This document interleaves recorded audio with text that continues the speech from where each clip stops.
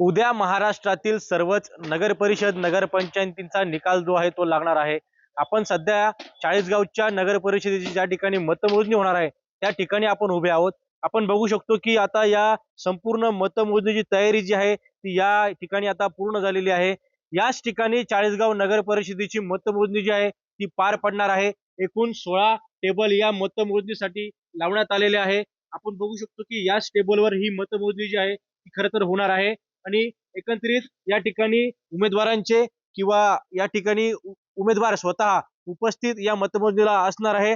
आणि आपण बघू शकतो की नगराध्यक्ष पद असेल, त्याचबरोबर 18 प्रभागातील 36 जागा असेल, या संपूर्ण जागेसाठी उद्या मतमोजणी जी आहे ती पार पडणार आहे। निवडणूक निर्णय अधिकारी या ठिकाणी उपस्थित असणार आहे आणि या 16 टेबलवर ही मतमोजणी जी आहे ती या ठिकाणी आता होणार आहे। आणि या मतमोजणीनंतर चाळीसगाव नगर परिषदेची सत्ता कुणाच्या हातामध्ये जाते हे देखील पाहणं आता तितकंच त्या ठिकाणी महत्त्वाचं असणार आहे। आपण बघू शकतो की आता उद्याची प्रतीक्षा सर्वांनाच त्या ठिकाणी लागलेली आहे। चमचंद कुमार, टीव्ही 9 मराठी, चाळीसगाव जळगाव।